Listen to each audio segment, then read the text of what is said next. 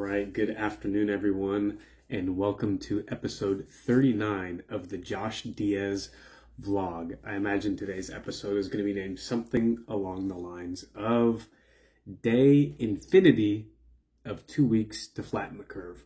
So got some exciting news for you guys there, some exciting updates here from behind enemy lines in Washington State, as well as I'll maybe talk a little bit about being banned from one of the social media platforms that I have been on. And lastly, we said we might get into it last week. Milton Friedman's Free to Choose. I have finished it since the last video, and so again, depending on how long some of these other portions go, we may get into that.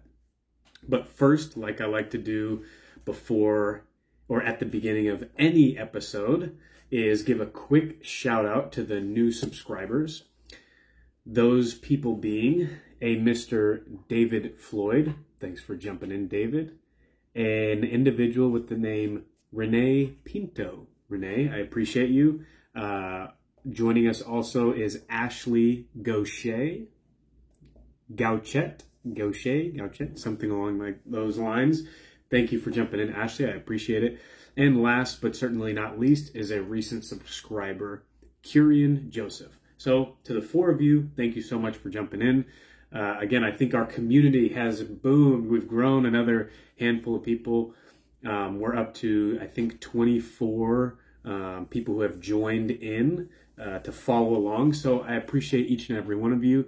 And again, I don't know if YouTube gives me all of the names. I'm still looking for that feature because I would love, obviously, to give everyone a shout out and just let you know how much I appreciate you humoring me and following along with my rants and wild ideas. So that being said, again, I appreciate each and every one of you, and jumping and it's that much more meaningful to me this week because I'll jump ahead to what would have been item number 2, because I had been spending the last 2 months, I've been spending a fair amount of time on the app, the phone app TikTok, which is, I believe it's US version of a Chinese application that made its way here to the US, and it's got a very viral nature to it. A lot of people who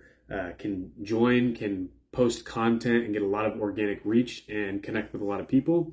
So I, again, from the guidance of Gary Vaynerchuk, decided that, hey, I'll jump into TikTok, start putting out content, see what happens. And it was a lot of fun. You know, it was a bit of a vice for me. You know, it's not something I'd probably admit to some of my buddies. Oh yeah, I'm on TikTok, but you know, I was enjoying it. I was connecting with a lot of cool people, a lot of like-minded people, which was interesting. And yeah, was at it for a couple of months. Was connected with almost 4,000 people.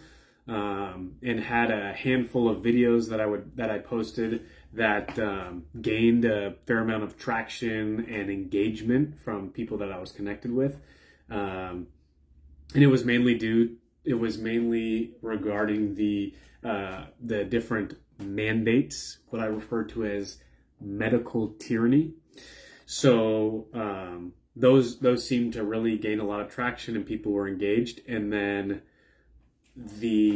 what would it have been? It maybe would have been Wednesday afternoon when the governor released a new, his latest edict, his latest mandate to us peasants.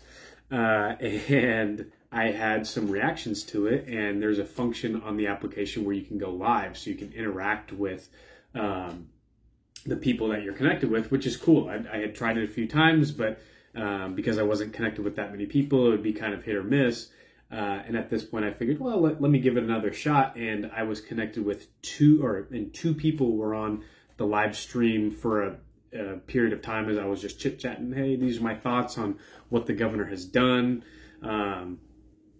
And there was people that would kind of come and go in the live stream. And towards the very end, again, there was these two moms. They're here local in Washington, and they were saying, "Yeah, I think I know someone who works in the school district, or I have kids. I pulled my kids out of the public schools," and it was just an interesting interaction with these two fellow Washingtonians, and some give and take. And then there was a third user just hanging out, and as people would come into the live stream, I'd greet them, "Hey, how's it going? Welcome in. Thanks for joining." And this person didn't respond with a comment, didn't think much of it. However, again, that's why I have three people in there, and me and the two moms are exchanging. They're telling me, "Hey, I'm homeschooling my kids now. I'm doing this or that." Hey, that's great. Very exciting stuff. And out of nowhere, boom, it gets shut down. And I get the notification right there on the phone. It says that my live stream was taken, it was flagged and taken down for hate speech. So someone had reported me for, speaking out against some of these mandates, and I'm assuming it was that third user in there, flagged me and reported me for hate speech, which suspended my ability to go live for 24 hours, which I thought, okay, no worries. It's not like I use that function a whole lot anyway. So then I went on a bit of a tear right here in this room that evening, putting out some videos. Hey, this is what I think about masks being required back in restaurants and vaccine being required for teachers. So just sharing my thoughts on the matter. And also I posted one, because I think this is relevant, I posted one where I said, hey, I just got my my live streaming taken down for hate speech. This is laughable because nothing that comes out of my mouth is hateful by any means. Maybe a little bit when I'm talking about Jay Inslee, but that's only a little bit. I still keep it, I keep it PC when I'm talking publicly. And one of the moms who was on the stream commented on the video and said, "Hey, nothing you were saying was bad. I can't believe you got taken down. That's crazy." So just to let you guys know that I'm not crazy, and I wasn't alone in thinking it was a little ridiculous. Well, all that being said, so I posted maybe a dozen other videos in reaction to the governor mandates, and the next day, in the middle of the day, when I went to pop open the app to kind of see how the videos were doing, my account had been permanently banned. So, which was honestly a little disappointing, because again, it's one of the platforms where there's a fair amount of organic reach. You can connect with people all over the country, and there was honestly a lot of people being very vocal as in sort of a anti-tyranny sentiment.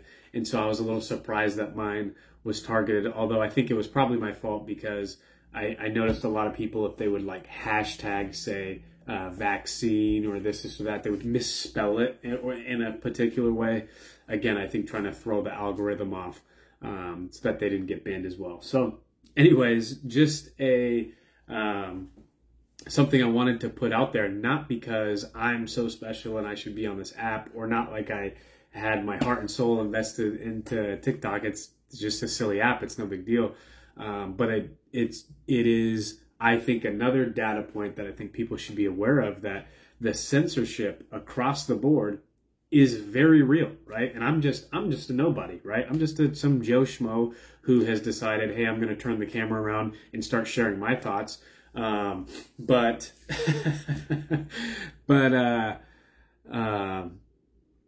it happens to prominent people as well, and I've seen it. A guy named Mitch Aguiar, former Navy SEAL, pro MMA fighter, and business owner, who's been very vocal. He got his, he had an Instagram page with, hundreds of thousands of followers, and then boom, out of nowhere, taken down. No recourse, no notice, no anything like that. So, who's the other? Brett Weinstein is a guy. He's a scientist. He's he's a former university professor. He's a very, I'd say, balanced and measured individual. I don't know if he and I would agree on maybe every point on the ideological spectrum, but a very reasonable guy, and a man who's just kind of in search for truth. He's had some of his YouTube videos taken down, not demonetized, whatever it is. this is nothing I need to tell any of you guys because we see it all around us, but it was very interesting when it came to my front doorstep, and it was like, oh, I was just sharing my own personal beliefs, and I got my videos taken down. So, whatever. All that being, so I just wanted to share that with you guys, and I feel like I had one. Oh, and then of course the last one it's people use it a lot in memes, right? Is apparently one of the spokespeople for the Taliban has an active Twitter account, and yet a former president of the United States is still actively banned from the different social media platforms, right? So I've seen that meme flying around, which again is a little bit crazy to think that the censorship has gotten to that crazy of a stage, and I don't know where it goes. I don't know where it ends, and I don't necessarily know all the forces at play, right? Because I'm hesitant to straight up just blame all of the social media and all of the tech companies because these are highly, or I don't know to what extent they're regulated or to what extent the threat of regulation influences their behavior, and what sort of political pressure are they under to participate in the civil discourse in such a manner to influence it in one way or the other based on the pressures that they're under. I mean, is it just blatant, naked partisanship on the part of these big tech and social media companies? Maybe. I wouldn't put it past it that it's just maybe there's just sort of an organizational DNA of sort of less leftist kind of communist type behavior that that pushes them in one direction, or is there even greater forces at play? Whether it's the sort of the national security apparatus, the three-letter agencies that are they embedded in or influencing these different platforms? I don't know. I can't say for sure because I'm just not close enough to the subject to make that determination. But I do think it's unfortunate, and I am happy to see guys like Joe Rogan step outside of dodge and sidestep some of this craziness. He moves his show from the platform that I'm on, which again, it's so ironic because it's kind of like they're these platforms you want to participate in because it's the way to participate in kind of the virtual town square, but you're also like, yeah, I know if I were ever to connect with enough people and gain a big enough megaphone that the mediums I would do it through are the very same mediums that would take that megaphone away from you, right? Which is what you see all across the board. So I guess what I would encourage any and everyone to do is we're in a stage of guerrilla warfare, right? And to, by any means necessary, get out and communicate with your peers and the people around you what your beliefs are, and that it's okay to be normal. It's okay to want to just live your life and not have it be micromanaged and controlled by the government. These are all normal things. And so to share that as much as possible, and kind of the mentality that Rand Paul threw out, where it's like, hey, they can't arrest us all. They can't deplatform us all. So if there's enough people who are vocal and encouraging freedom and liberty, it's going to be hard to deplatform anyone because there goes your customer base. So all of that being said, that was one of the agenda items today. Skipped ahead to it, but being banned from TikTok, the censorship is very real. Let's set that one aside. So let's get to the real meat of the episode, which is the title that I have been playing with, which is Day Infinity of 2 weeks to flatten the curve. So I did a little Googling and calendar count. So the first active governor mandate went live February, and that's here in Washington State. It went live February 29th of 2020. So that is 540 days ago. So we're currently, over a year and a half into an emergency order, right? So the same executive order, it's the same number and everything that at the end of February of last year, that the governor grabbed a hold of the power to dictate the specifics of our society in the way that he has, not legislating any of this, not checking the constitutionality of any of it, which I'm no lawyer, so don't hold me to any of what I'm saying. Obviously, I'm just an average guy spewing my random thoughts and personal opinions. But February 29th of last year, so if we skip to this February, January, February, March, April, May, June, July, August. So yeah, we are a year and a half, 540 days into the state of emergency here in Washington State. Wow. 500, and this is one of the earliest questions I was asking last year. I made a Facebook post, or I remember a specific kind of interaction I had with someone online who was in support. Hey, I'm glad the governor is doing this or that, which is like, okay, weird. But anyways, they were in support of these mandates, and what I said is, hey, my issue here is the method that we're using, right? The aspects of our society that make it very, very palatable to live in is power is decentralized. Power, it's sort of the rules of engagement of society are slow to change, which is a good thing, because the more you're abruptly jerking rules back and forth and changing what's allowed and what's not allowed, the more tension you put on the social fabric, right? And that as long as things go through the proper channels and it takes time and to implement, and there's enough support for something, I'm not saying it's the best way, but the way our society has done it in the past was an acceptable way of living for people, because they said, okay, well, I have my representatives in the legislature, and it has to pass through, and it has to be, it has to be in compliance with our Constitution. So we at least felt like as a people that there were some checks and balances, that our society couldn't run off the rails in one direction or the other too easily. Well, that doesn't happen when the governor declares a state of emergency, and he and his health ministry can sort of dictate our lives on a very arbitrary basis at irregular intervals.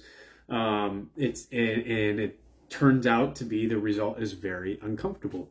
And so that was a question I asked right off the bat, was even if you're in support of what is happening, like if you think people should be required to wear masks, or you think people should be required to be shuttered in their homes, are you okay with it being up to one office in a state of millions of people, what those rules of engagement are, with no checks and balances?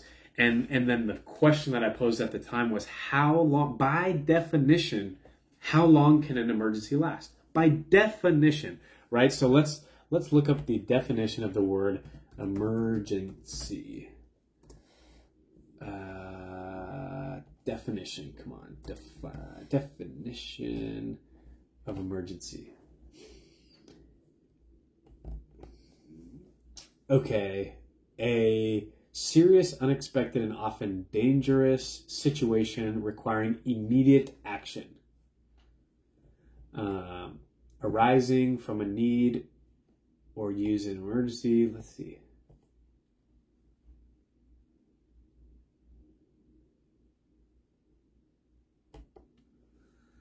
Let's get into Merriam-Webster. Let's see. An unforeseen combination of circumstances or resulting state that calls for immediate action. An urgent need for assistance or relief. The mayor declared state of emergency after the flood. Okay. Well, you know what?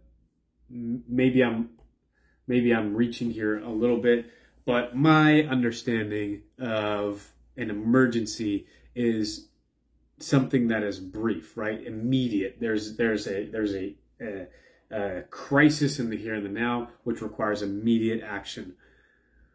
Regardless of, and I don't feel like I'm stretching the definition of emergency too much to say that when an emergency lasts for an extended period of time, it's kind of hard to call that an emergency still. And hey, maybe I'm wrong, but it seems like, hey, could an emergency, a state of emergency last a day? It's very possible. A week, 2 weeks, 30 days, even potentially 90 days. I would entertain the idea that an emergency under different circumstances and within different contexts could, a true state of emergency could last longer than a split second, right? And I don't know where that is, but when you come from the other end of the spectrum, if you were to just say a perpetual state of emergency that you were born into, and for your entire life or for the rest of humanity, we are living in a state of emergency, well, I think that would definitely go against the grain of the definition of emergency because it doesn't require immediate action in response to it. You can't be in a constant state of requiring immediate action.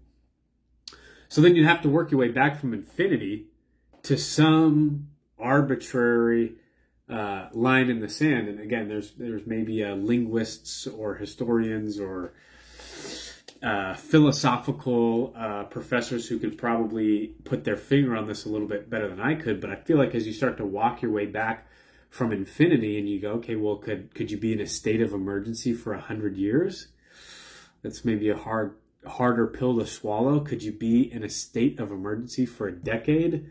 I don't know if I would buy that. And so then as you walk your way back there and you go, can you be in a state of emergency for a year? For 540 days? I guess it's possible. But I'm skeptical. To me, especially when the initial packaging and the initial marketing of this whole deal was 2 weeks to flatten the curve.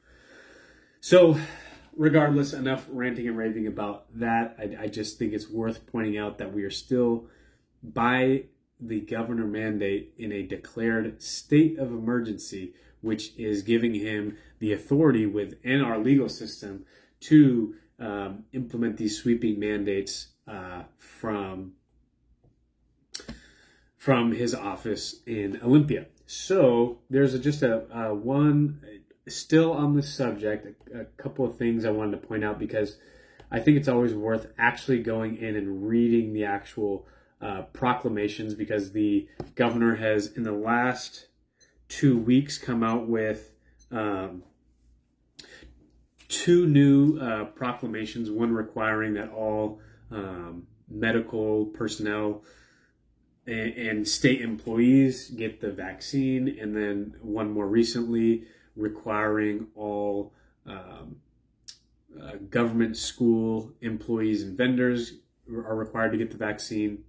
And slipped into there was an update to the state's mask mandate. So I thought it would be a little bit funny and silly to go over some of the exemptions for when you are not required to wear masks here in the state of Washington.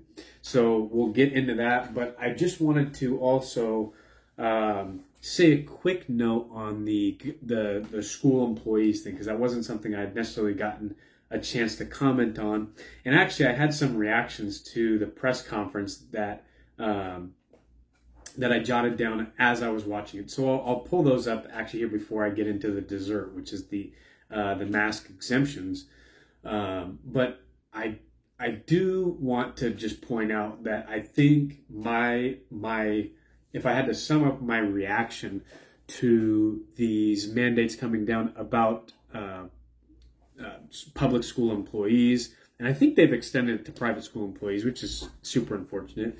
But what I hope and think that what this last year and a half or 540 days has done to the citizens of this state, I hope that this is shown a spotlight on the ineptitude of the government schooling system. So something that I have just sort of stumbled upon over this last year and a half, and just am gaining more and more enthusiasm from, is the poor incentive structure that is inherent in our government schooling system, and feel that it would be a very positive thing to break up that government monopoly and make it easier for people to homeschool, make it easier for people to run private schools. And I mean, at the end of the day, I think if we were to dislodge the responsibility from the government bureaucracy, the same people that run the DMV and the post office, and let's see what other, was it the employment security system that lost, millions of dollars to Nigeria? So the same organization that runs all of that is also in charge of running our schooling system for young people in this state, as and also in many places around the country. So from everything that I have started to learn about the subject, I think that any step we're able to take towards more of a free market solution, I think, is a positive thing. So I hope that maybe this has woken people up, because, the kind of hot topics are, kids being required to wear masks in school or get the vaccine is probably coming next. Or on kind of a different vein, critical race theory, it's a curriculum they're jamming down my kids' throats.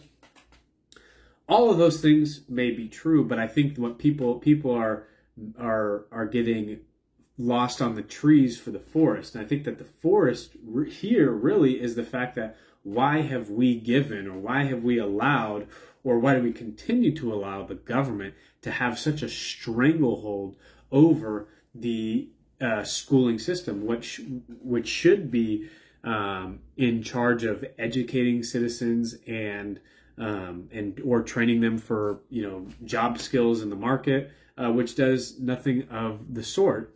And it's one of the most socialized industries in this country, and I think it's due to good packaging, right? There's a great case for everyone needs schooling. It's having an educated citizenry. I think all of the arguments that you could make about why government schooling is a good thing is just arguments that you would make for why education is a good thing.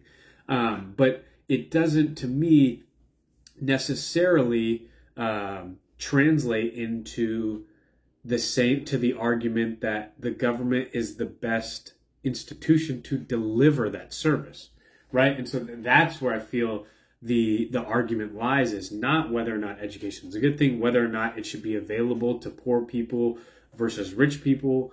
None of that is the crux of what I'm saying, because I do think people should be educated. I do think poor people should have access to good education. But the question remains is comparing reality with reality, which is the best system to deliver that service. And I think that it's extreme, if you pull the emotion out of it, extremely hard to argue against the free market in this scenario. It's the same system we rely on for the food in our grocery stores, for the clothes that we buy from different retail outlets.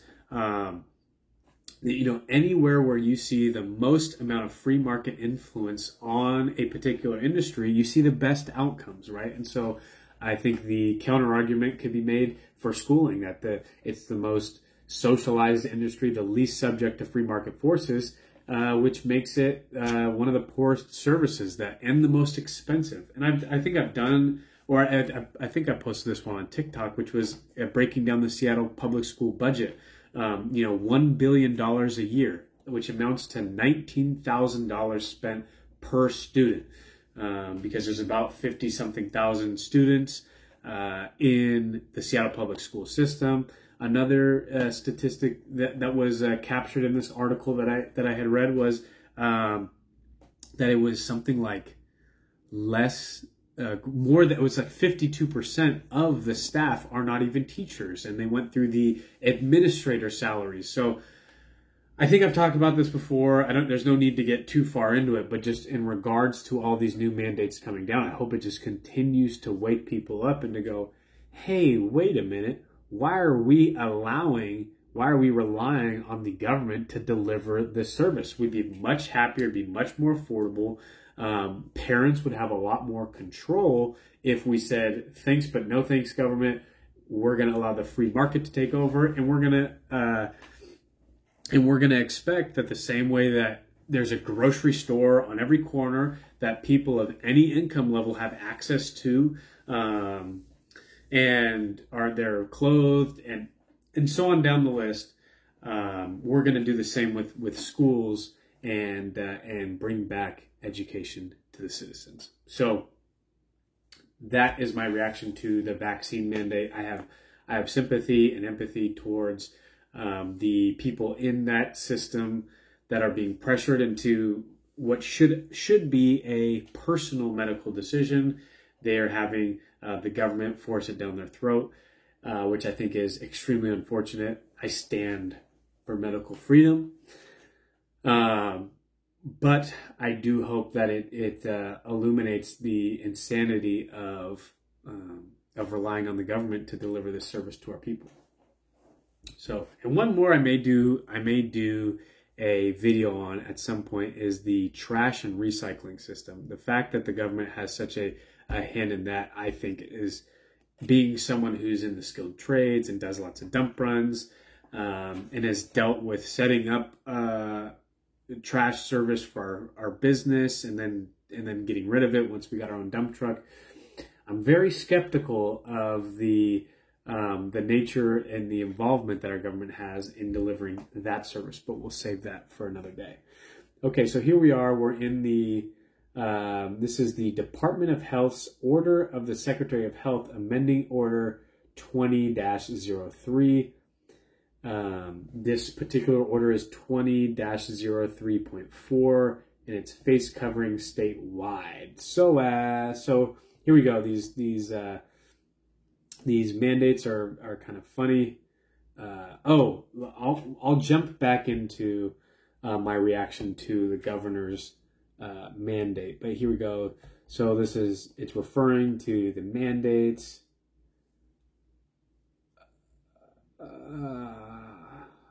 Okay, so let's see.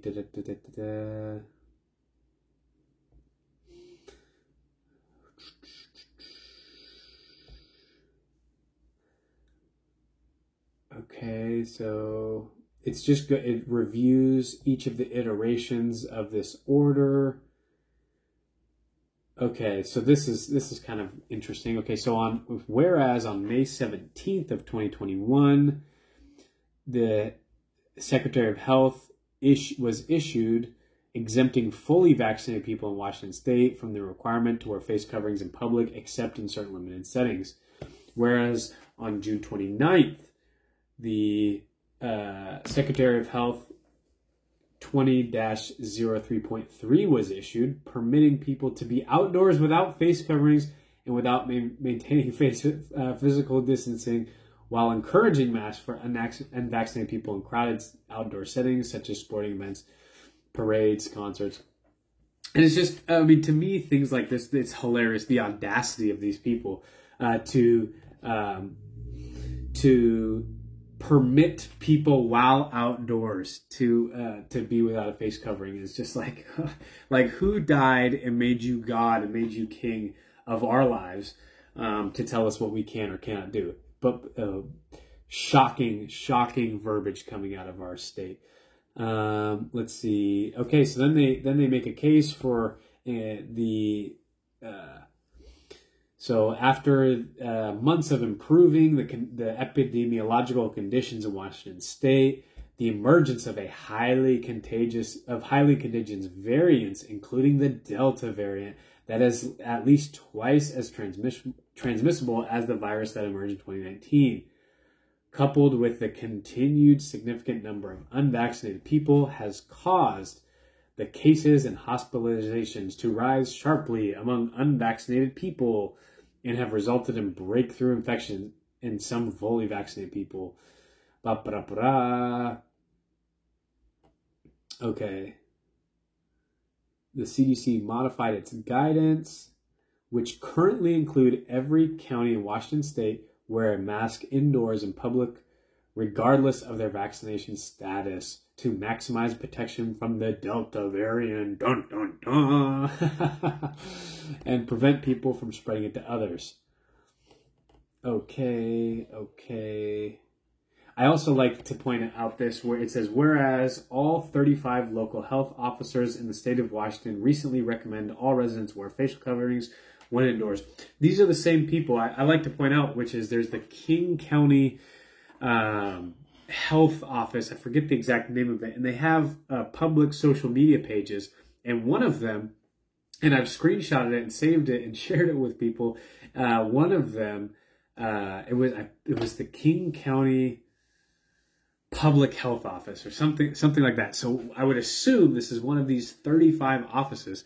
They had a social media post last year on Instagram that was basically, it was a video montage of an exchange between two, it was supposed to be, I guess, between two sexual partners, and it was encouraging them to have sex through a glory hole, which I don't like to publicly be kind of a vulgar person, but to me that was the most obscene thing I had ever seen, where it's like these people are recommending that you use a shower curtain and have intercourse, cut a hole in a shower curtain and have intercourse in that way to limit your contact with the person that you're having intercourse with.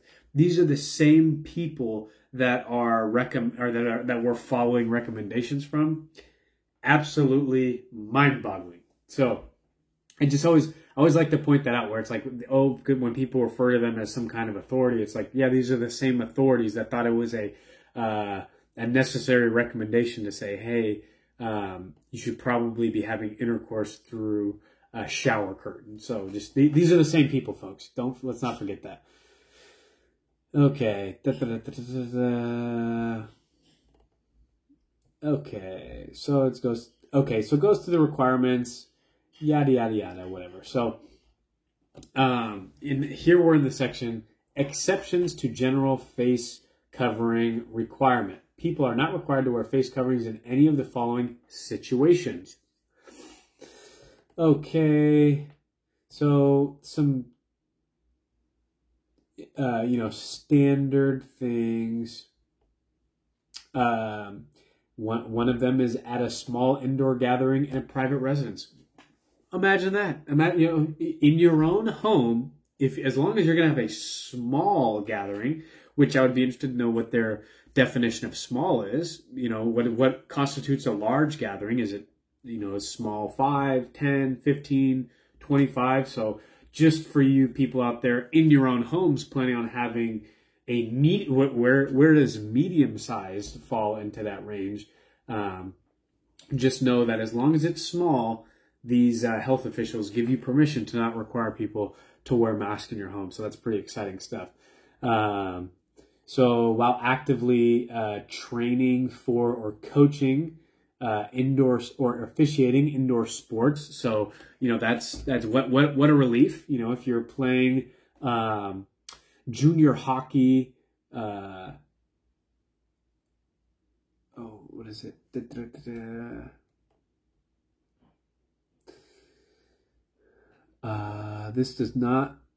This exception does not apply while is not actively. Okay, got it.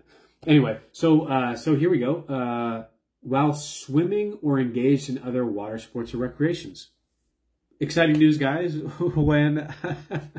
When you're doing laps at the pool, you're not required to wear an N95 mask while you're swimming. So that's good news for everyone out there anyone out there who was confused on whether or not you were going to be required to wear masks while swimming.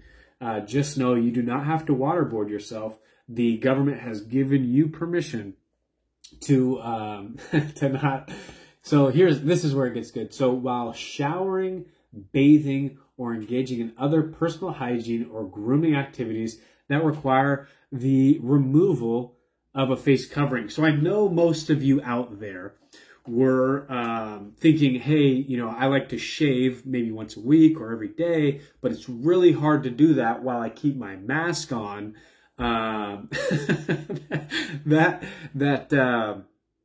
The government has given you permission to remove your mask just while you're shaving or showering. It doesn't require you to remove your mask while shaving. Just know that if you want to keep it on while you're showering or bathing, you can. It's just you're permitted. The government has given you, Jay Inslee has given you permission to take it off. So this is good. This is good news for all of us that we're thinking of shaving with our masks on.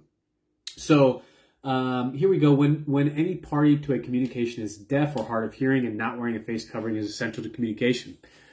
So that's an interesting one. You know, my mom is a sign language interpreter, so I'm very intimately aware of that that point of order. So okay, while obtaining a service or engage in a transient activity that wires. Okay, so here's another good one. While sleeping.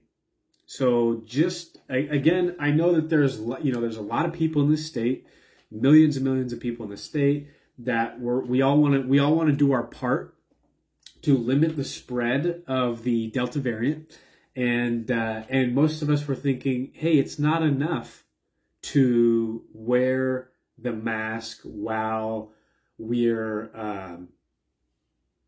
just awake and up and walking around. We thought, hey, the Delta could get me or could get my loved ones or could get other people in my bedroom sick even while I'm asleep. I'm going to keep the mask on. Well, just know that you have permission from the governors, from the Secretary of Health, to not do that if you choose not to. I don't know if I recommend sleeping without a mask, but you have the government's permission. So there's some good ones. Okay, and then then the next section is people exempt from general face covering requirements. So children younger than 5. It does put in the note here, children who are younger than 2 years old should never wear face coverings due to the risk of suffocation. So that's good news. Children who are 3, 4, and 5 with the assistance and supervision of adult are strongly recommended to wear face coverings at all times in public settings when around non-household members. Strange times we're living in, people. And then the second category of people that are exempt from the requirement to wear a face covering are people with a medical condition, mental health condition, developmental or cognitive condition, or disability that prevents from wearing a face covering. This includes, but is not limited to, people with medical conditions for whom wearing a face covering could obstruct breathing, or who are unconscious, incapacitated, or otherwise unable to remove face coverings without assistance. So I think they're referring to people in a coma should not be wearing a face covering. So that's good news. And that's all I wanted to cover on that one today. And we're getting close to 45 minutes here, so I'm going to start to wrap it up. I just wanted to run through a couple of my real-time reactions to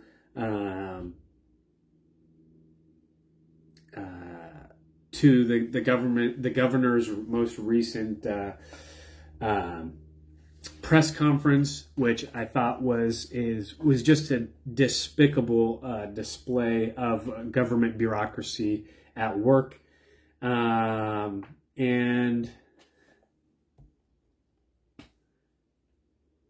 the only takeaway I think that I haven't that some of the notes in there I've kind of mentioned all throughout, and the only one that I didn't was, to me, the most sobering juxtaposition as I was watching the sad state of affairs in our state, as this frail, confused, lisping, bumbling government bureaucrat, who's done nothing with his life better than or other than hanging out on the taxpayer dollar and not producing any goods or providing any kind of service. That individual standing up there giving these sweeping mandates and infringing on people's rights, and in the background, so that was the individual in the foreground, this just excuse for a human being in the foreground, and then in the background is our state flag, which has the portrait and the face of George Washington, a true rebel, someone who fought against tyranny. He fought against taxation without representation. He stood alongside rebels to liberate a country and set it on a course for a couple hundred years of freedom and liberty and prosperity.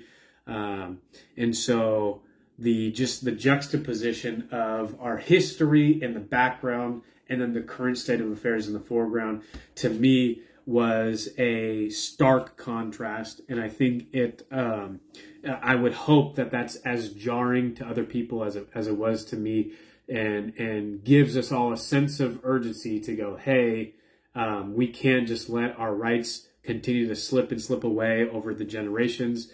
That it's our duty to stand up now, to get together now, and to change public opinion in any way, shape, or form. Again, we're in the state of guerrilla warfare, right? So it's person-to-person conversations, it's social media, it's big media, it's in your workplace. Any way, shape, or form that you can start to shift the narrative, or just you don't have to change other people's opinions, maybe just the way you live your own life. Or starting to educate ourselves on our own history and on the benefits of freedom and liberty and prosperity. I think that's all we can hope to do. So with that being said, I'll wrap it up. This has been episode 39. I appreciate any and everyone who has tuned into this. Again, shout out to the new subscribers. Again, be aware that if they'll ban just a regular Joe Schmo like me, who else have they banned? Who else have they silenced? So if you think you're only getting one side of the story that's being exposed to you through this device, it's very possible that you are, right? It's very possible that there have been doctors or other intellectuals who have spoken out against this, but that their voices are being silenced. And lastly, here I am reporting in on day 540 of 2 weeks to flatten the curve.